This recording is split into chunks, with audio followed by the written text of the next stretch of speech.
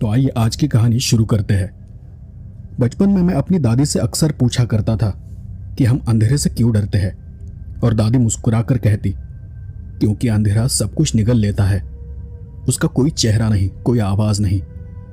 वो कहती, अंधेरा चुपचाप आता है, वो बस धीरे धीरे हर कोने में रिस जाता है, जैसे कोई जहर नसों में उतरता है। मूक, बेरंग। प्रकाश जब आता है तो उसके साथ जीवन के स्वर बजते हैं, चहचहाहट, हंसी, उम्मीद लाता है। लेकिन अंधेरा वो सब छीन लेता है। जब आसमान की रेखाओं में अंधेरा भरने लगता है, तब परिंदे लौटते हैं, बच्चे मां के आंचल में छुपते हैं, सड़कें सुनसान हो जाती है और लोग अपने अपने घरों के दरवाजे बंद कर लेते हैं। पर क्या कोई दरवाजा सच में अंधेरे को रोक पाया है? नहीं, क्योंकि अंधेरा है हर जगह पहले से। अंधेरे में सब कुछ जैसे मिट जाता है और रह जाता है बस घना अंधेरा, एक खालीपन, और इंसान इसी खालीपन से डरता है। मेरी दादी अंधेरे का कुछ ऐसा वर्णन किया करती थी कि मैं डर जाता था। फिर वो मुझे कहती थी, आ, मैं तुझे एक कहानी सुनाती हूं। एक अंधेरे की कहानी जो 3 दोस्तों को निगल गया था। मुझे डर तो लगता था, पर कहानी सुनना मुझे पसंद था, और फिर मैं उसकी गोद में जाकर बैठ जाता था। फिर वो मेरे सिर को सहलाते हुए अपनी डरावनी कहानी सुनाया करती थी। आज की कहानी उन्हीं में से एक है, मेरी दादी की सुनाई हुई। शेखर और दीपक दोनों सचिन के घर पहुंचे। वो पहले से ही बैग पैक करके तैयार बैठा था। उसको लेकर दोनों कार में बैठे और अविनाश की हल्दी की रस्म में शामिल होने के लिए वो घर से निकल पड़े। अविनाश उन्हीं में से एक था, उनका कॉलेज का ही दोस्त था। लेकिन घर के हालात ठीक न होने की वजह से उसने पढ़ाई बीच में ही छोड़ दी थी और अब वो अपने गांव जाकर खेती करने लगा था। पर जब भी उन्हें वक्त मिलता था, वो आज भी पहले जैसे मिला करते थे, आपस में बातें किया करते थे, और इसलिए उनकी दोस्ती आज तक टिकी हुई थी। सचिन का आज आखिरी पेपर था। पेपर देकर तीनों खुशी खुशी रायगढ़ के लिए रवाना हो गए। पुणे से मानगांव 120 किलोमीटर का रास्ता था, तो वो लगभग 2.5 घंटे में पहुंचने वाले थे। शाम के करीब 6 बजे वो अपने दोस्त के घर के लिए निकल पड़े थे। रास्ते भर में करियर, शादी और कॉलेज की नई लड़कियों के बारे में जमकर बातें होती रही। अब मानगांव ज्यादा दूर नहीं था कि तभी सचिन को एक साइन बोर्ड दिखा, कुंदन बार एंड रेस्टोरेंट। उसने तुरंत गाड़ी रोकने के लिए कहा। दीपक ने गाड़ी को साइड में लगाया और फिर पूछा, क्या हुआ भाई? सचिन ने सामने उंगली दिखा दी, लेकिन शेखर ने उसकी तरफ देखकर कहा, अरे पागल हो गया क्या? अभी ने क्या बोला था याद नहीं? उनके यहाँ शराब बिल्कुल नहीं चलेगी। वैसे भी उनके घर में सभी वारकरी है, भक्त लोग हैं, कोई मांस मटन शराब को छूता तक नहीं। हम अगर ये सब लेकर वहां पहुंचे तो बहुत गलत होगा, बहुत बुरा लगेगा उन्हें। दीपक ने भी शेखर की बात में हामी भरी, लेकिन अभी अभी एग्जाम से सचिन की छुट्टी हुई थी और सचिन किसी की सुनने के मूड में ही नहीं था। दोस्ती की कस्मों की दुहाई देकर उसने आखिरकार शराब की 2 बोतलें खरीद ली। कार में बैठते ही दीपक ने उसके सामने कई शर्तें रखी और सचिन बस उसकी हाँ में हाँ मिलाता रहा। रात के करीब 8 बजे वो अविनाश के घर पहुंच गए। हल्दी की रस्म की पूरी तैयारी हो चुकी थी। अविनाश और उसकी होने वाली पत्नी वो दोनों सामने बैठ हल्दी लगवा रहे थे। हर तरफ खुशियों का माहौल था। वहां एक छोटा सा डीजे भी लगा था, उस पर शादी वाले गाने बज रहे थे और अविनाश के दोस्त उन गानों पर नाच रहे थे। शेखर, दीपक और सचिन वो भी जाकर उसे हल्दी लगाने लगे। अच्छे अच्छे फोटोज भी क्लिक किए। बाद में अविनाश के गांव वाले दोस्तों ने भी उन्हें हल्दी लगाई और उसके बाद तो वो और भी ज्यादा जमकर नाचने लग गए। सभी लोग मस्ती में थे, किसी को कुछ भनक भी नहीं लगी और तीनों दोस्त धीरे से किनारे चले गए और गाड़ी के पास जाकर लाई हुई शराब को वो चुपचाप पीकर नशे में झूमने लगे। रात के करीब 11 बजे गांव के कुछ बड़े बुजुर्ग लोगों ने डीजे बंद करवाया। तब शेखर और दीपक कम नशे में थे। दोनों सचिन को लेकर साइड में चले गए, लेकिन सचिन पूरी तरह नशे की हालत में था। वो नशे में धुत था। उसे इस बात का होश ही नहीं था कि वो कहाँ है और वो किसी की कोई भी बात सुनने को तैयार ही नहीं था। अविनाश भी ये सब देख रहा था। वो दीपक को साइड में लेकर गया और उसे समझाने लगा, भाई हमारे गांव में दारू बैन है। अगर लोगों को पता चला कि तुमने पी रखी है तो लोग पुलिस बुला लेंगे। खामखा मेरी शादी में प्रॉब्लम हो जाएगा यार। अब कोई तमाशा नहीं चाहिए। तुम लोग इसे उठाकर बाहर ले जाओ, मेरी बाइक लेकर जाना। बाजू वाले गांव में एक लॉज है, आज की रात वहीं पर रहो। मैं तुम्हारे लिए खाना भिजवाता हूं। सुबह सब ठीक होने पर वापस आ जाना। अविनाश की बात उन दोनों को समझ आ गई। उन्होंने अविनाश की बाइक ली, सचिन को बीच में बिठाया और गाड़ी स्टार्ट कर वो गांव से बाहर निकल गए। उस वक्त आधी रात हो चुकी थी, अमावस्या करीब थी, इसलिए चांद की रोशनी बहुत कम थी। गांव के रास्तों पर स्ट्रीट लाइट होती ही नहीं, बस गाड़ी की हेडलाइट और शेखर के मोबाइल की 2% चार्जिंग में चल रहे उस गूगल मैप के सहारे वो तीनों लोग आगे बढ़ रहे थे। अचानक मोबाइल भी बंद हो गया और वो दोनों थोड़े घबरा गए। नशे में दीपक अपना मोबाइल कहाँ भूल गया था उसे भी ठीक से याद नहीं आ रहा था। बीच में बैठा सचिन अभी भी नशे में बकबक कर रहा था। अब आगे क्या करे उन्हें समझ ही नहीं आ रहा था। मेन रोड तक कितना चलना पड़ेगा इस बात को लेकर भी उलझन थी। कच्चे रास्ते का कोई अंत नजर ही नहीं आ रहा था, वो तो जैसे खत्म होने का नाम ही नहीं ले रहा था। कोकण के उन संकरे रास्तों के बारे में उसने सुना बहुत था, लेकिन आज वो उन रास्तों पर खुद ही फंस गया था।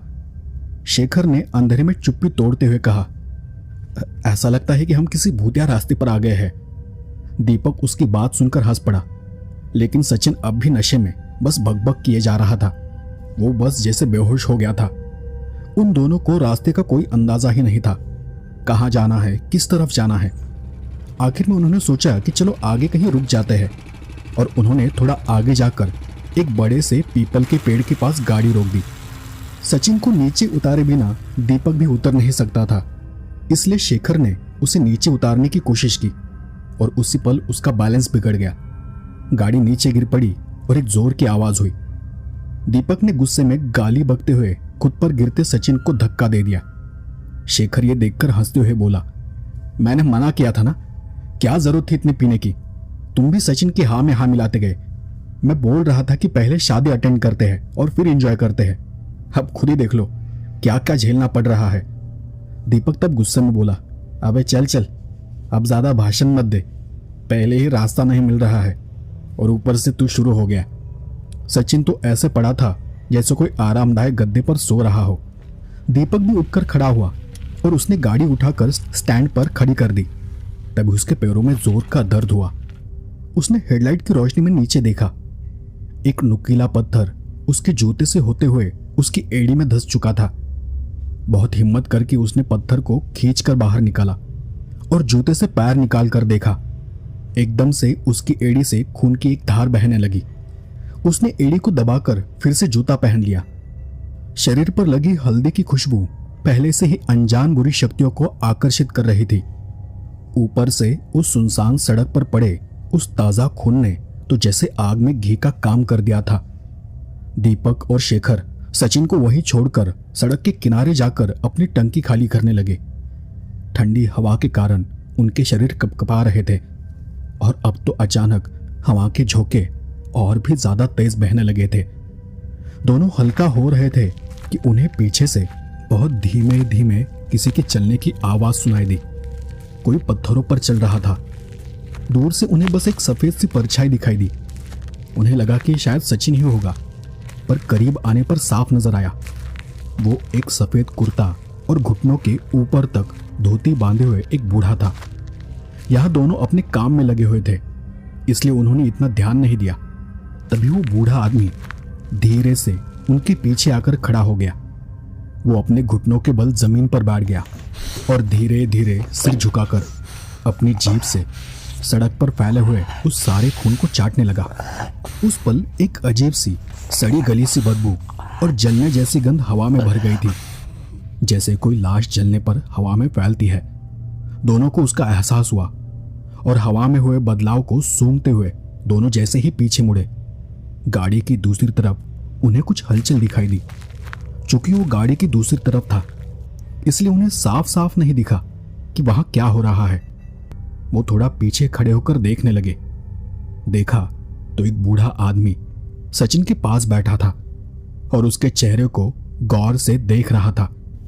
उसके सिर के सफेद बाल, नीली आंखें किसी शिकारी जानवर की तरह चमक रही थी।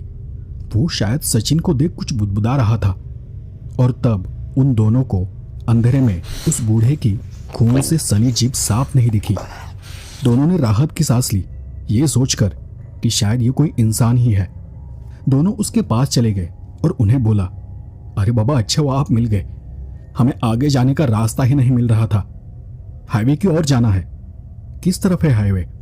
इस पर उस बूढ़े ने अपनी गर्दन को धीरे से उनकी ओर घुमाते हुए एक गहरी नजर डालकर कहा, तुम सही रास्ते पर हो, बस सीधे चलते जाओ, तुम अपनी मंजिल पर ही पहुंच जाओगे। दीपक ने सामने अंधेरे रास्ते को देखते हुए बाबा से कहा, इस रास्ते पर तो कोई दिखाई ही नहीं दे रहा, न कोई गाड़ी न कोई आदमी। इस पर बूढ़ा नीचे पड़े पत्थरों से खेलते हुए उन्हें इधर उधर हिलाते हुए एक धीमी आवाज में बोला, रास्ते तो बहुत होते हैं, लेकिन जिसकी किस्मत में जो लिखा होता है वही उसे मिलता है।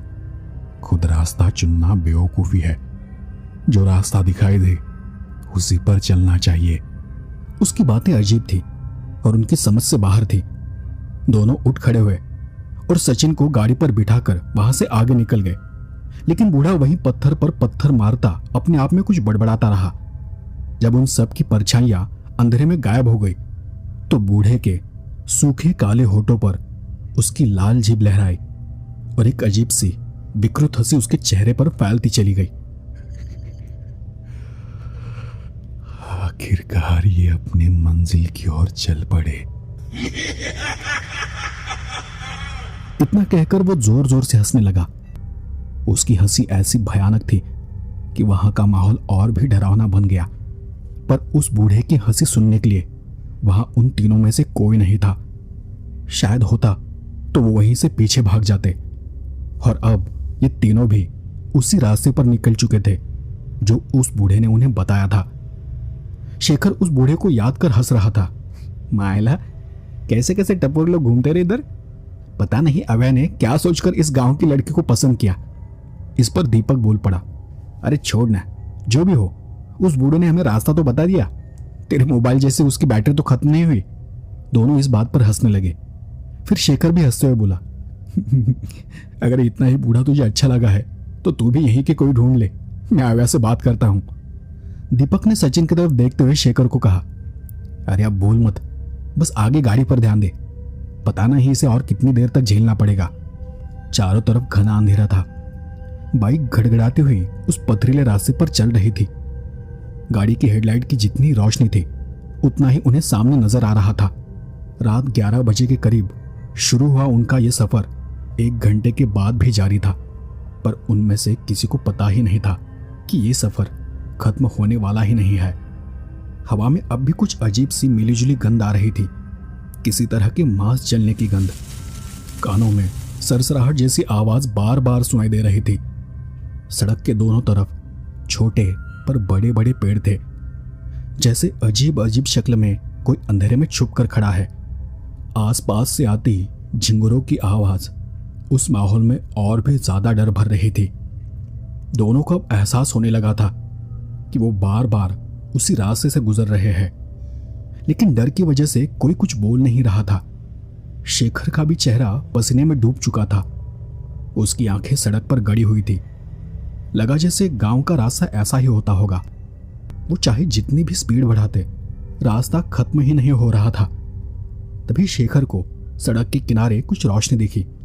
पीछे बैठे दीपक ने शेखर से कहा, अरे आगे कुछ दिख रहा है, बहुत देर हो गई है यार, अब भी हम जैसे उसी रास्ते पर है, सही रास्ता भी नहीं मिल रहा और मुझे भी तेज प्यास लगी है।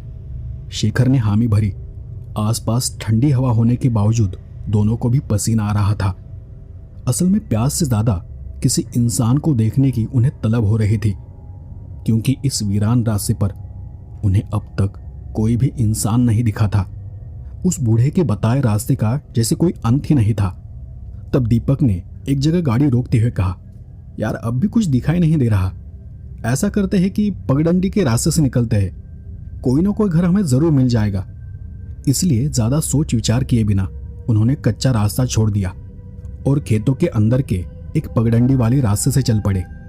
खेतों के बीच से आगे जो रोशनी दिख रही थी उसमें धुएं का एक गुबार आसमान की तरफ उठता हुआ नजर आ रहा था। रास्ते पर चलते चलते वो उस जगह तक जा पहुंचे।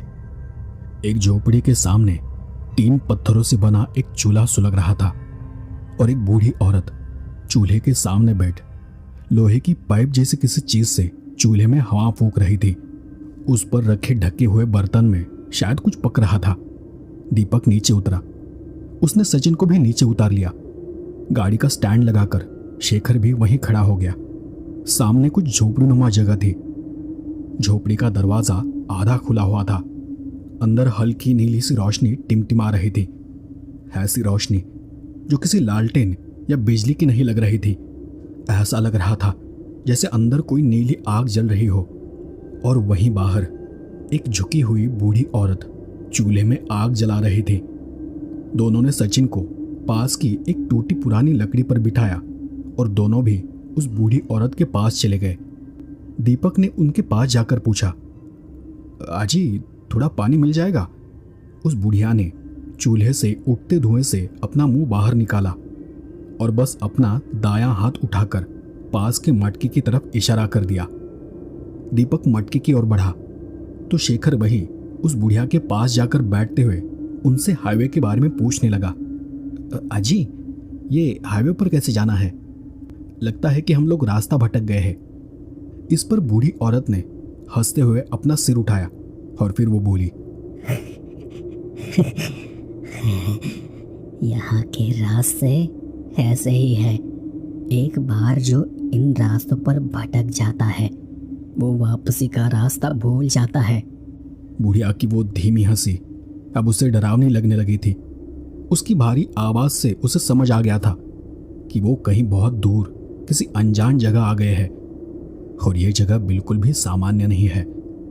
शेखर ने चूल्हे की रोशनी में दीपक की तरफ देखा।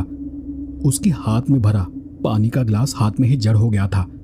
शेखर ने आंखों से उसे इशारा किया और इशारे से वो समझ गया। पानी पीते ही उसने वहां से निकलने का इरादा बना लिया था, पर ग्लास उठाकर दीपक ने जैसे ही मुंह को लगाया उसे पानी कुछ अजीब गाढ़ा सा लगा। उसने ग्लास को नीचे करते हुए ग्लास में भरे पानी को देखा और उसका मुंह खुला का खुला रह गया। ग्लास पानी से नहीं बल्कि खून से भरा हुआ था और उस मटके में भी पानी नहीं था, बस खून ही खून था। दीपक ये देखकर चीख पड़ा और पीछे हट गया। तभी वो बूढ़ी औरत अपनी जगह से उठने की कोशिश करने लगी और उसके सिर से साड़ी का पल्लू नीचे सरक गया। शेखर उसका चेहरा देख हड़बड़ा गया। लड़खड़ाते हुए शेखर तुरंत गाड़ी की ओर भागा। दीपक भी घबराकर उसके पीछे भाग खड़ा हुआ। अब वो बुढ़िया अपनी जगह पर झुककर खड़ी थी। पेट पर कुबड़ था। उसका सहारा देने वाली छड़ी अब उसके हाथ में नहीं थी। उसके बदन पर जगह जगह फटी हुई मैली सी साड़ी थी। झुर्रियों से भरी उसकी खाल जगह जगह ढीली होकर लटक रही थी। साड़ी का पल्लू हट जाने से उन्हें चूल्हे की रोशनी में उसका चमकता हुआ गंजा सिर दिखाई दे रहा था। सिर पर एक भी बाल नहीं था और उसका रंग एकदम काला था। उस पीली रोशनी में उसका सफेद चेहरा और भी ज्यादा डरावना लग रहा था। लंबा सा माथा जिस पर खून जैसा कोई निशान बहकर नाक तक आ रहा था। उसे भौहें थी ही नहीं। आंखों की जगह गहरे काले गड्ढे थे और उन गड्ढों में कोई आंखें ही नहीं थी और उसके काले होठों पर शैतानी मुस्कान थी। वो बूढ़ी शेखर और दीपक को भागता देख उनकी ओर दौड़ पड़ी। उसकी कमर झुकी हुई थी। वो झुककर उनकी ओर दौड़ने की कोशिश कर रही थी। देखते ही देखते वो रेंगते हुए उनकी ओर बढ़ने लगी। वो भयानक सा साया अपनी तरफ आते देख शेखर ने फटाफट गाड़ी स्टार्ट की और वो दोनों वहां से भागने लगे। इसी बीच शेखर ने देखा कि सचिन बेंच पर बैठा आंखें फाड़कर यह सब देख रहा था और शेखर उसे देख जोर से चिल्लाया, सचिन भाग। शेखर की आवाज सुनकर वो बुढ़िया जगह पर ही रुक गई और मुड़कर सचिन को देखने लगी। उसी पल झोपड़ी का दरवाजा खुला और एक साया उस दरवाजे में आकर खड़ा हो गया। वो भयानक नजारा देख सचिन का भी नशा एकदम से उतर गया था। वो हड़बड़ाकर यहां वहां देखने लगा। कुछ पल के लिए तो शायद वो समझ ही नहीं पाया कि वो ये सब क्या देख रहा है। फिर जैसे ही बुढ़िया पीछे मुड़ी फौरन वो दूसरी तरफ से गाड़ी की ओर भागने लगा। वो साया तब भी वहीं खड़ा था। शायद वो वही बूढ़ा था जो उन्हें रास्ते में मिला था। शेखर और दीपक दोनों गाड़ी पर बैठ गए। शेखर ने एक पल भी बर्बाद नहीं किया। बाइक तेज रफ्तार में दौड़ा दी और वहां से निकल ली। पीछे देखा तो अब वो अजीब सी डरावनी बुढ़िया सड़क के किनारे आकर खड़ी हो गई थी और उन्हें देख जोर जोर से हंस रही थी। सचिन पैदल भाग रहा था। थोड़ी दूर जाकर शेखर ने गाड़ी रोकी। जो कुछ भी हुआ था वो इतना डरावना था कि सबकी बोलती बंद हो गई थी। उन्होंने सचिन को गाड़ी पर बिठाया और तब दीपक उसे चिल्लाने लगा, यार सचिन, ये सब तेरी वजह से हुआ है। न तूने दारू पीने की जिद की होती और न ही हमें आधी रात को ऐसे भटकना पड़ता। लेकिन शेखर ने उसे शांत किया। अब झगड़ने का कोई फायदा नहीं है। हमें किसी भी तरह जल्द से जल्द यहां से निकलना होगा। बिना ज्यादा सोचे समझे वो फिर से गाड़ी को भगाने लगे। सामने जो भी रास्ता दिखा उस पर बस चलते रहे। वहां से काफी दूर जाने के बाद एक बरगद के पेड़ के पास उन्होंने गाड़ी रोकी। डर के मारे सचिन को जोर का पेशाब आया था। उसका सारा नशा कब का उतर चुका था। उसने भी वहीं पर गाड़ी रोकने को कहा था और फिर वो पेशाब करने बस 2 कदम दूर जाकर खड़ा हो गया। वो अब डर से कांप रहा था। सबकी हालत खराब थी और इसलिए कोई भी गाड़ी से दूर नहीं जाना चाहता था। फिर जब वो अपना काम निपटाकर पीछे मुड़े और उन्होंने अपने आसपास देखा, वो फिर उसी जगह पर थे। वही जगह जहां से वो उस बूढ़ी औरत के घर की ओर मुड़े थे। वही पेड़, वही मोड़ और दूर सड़क के किनारे बुढ़िया का वही पुराना घर। सचिन वो देख नीचे बैठ गया और उसके मुंह से एकदम से निकल गया, ये छलावा है। हम छलावा में फंस चुके हैं। और उसी पल उन तीनों को दूर कहीं से अंधेरे में गूंजती हुई एक खौफनाक हंसी सुनाई दी। फिर भी वो तीनों बाइक पर बैठे और बाइक पूरी ताकत से दौड़ा दी। रास्ता ऐसा लग रहा था जैसे कभी खत्म ही नहीं होगा। दोनों तरफ के पेड़ अब और भी घने और डरावने दिखने लगे थे। आसमान पूरी तरह काला था, न कोई तारा न कोई चांद। ठंडी हवा और घने अंधेरे के बीच गाड़ी उसी वीरान रास्ते पर चक्कर काटती रही। दादी ने जब ऐसे कहानी खत्म की तब मैंने दादी से पूछा, फिर आगे क्या हुआ? क्या वो बच गए? दादी ने एक गहरी सांस लेकर कहा, कहते हैं कि तीनों पूरी रात उसी रास्ते पर घूमते रहे। उसके बाद वो कभी नहीं मिले। आज भी अगर उनके गायब होने के ठीक सही वक्त पर कोई उस रास्ते से गुजरता है तो उसे बाइक की आवाज सुनाई देती है। कभी कभी उनकी रोने की तो कभी उनकी चीखें सुनाई देती है और अंधेरे में कुछ हिलती हुई परछाइयां नजर आती है, दौड़ती और भागती हुई, रास्ता खोजती हुई। पर उन्हें हम जिंदा इंसान दिखाई नहीं देते क्योंकि अब वो उस छलावे में फंस चुके हैं, हमेशा हमेशा के लिए। दादी की यह कहानी काल्पनिक थी या सच थी ये तो मैं बता नहीं सकता, लेकिन कहानी सुनकर मुझे डर जरूर लगा था। तो दोस्तों, ये थी आज की कहानी। आपको ये कहानी कैसी लगी मुझे कमेंट कर जरूर बताएं और कुछ लाइंस में ये भी जरूर बताएं कि आपका आज तक का सबसे डरावना सपना क्या था। तो चलिए जल्द ही मिलते हैं अगली कहानी के साथ। तब तक के लिए धन्यवाद।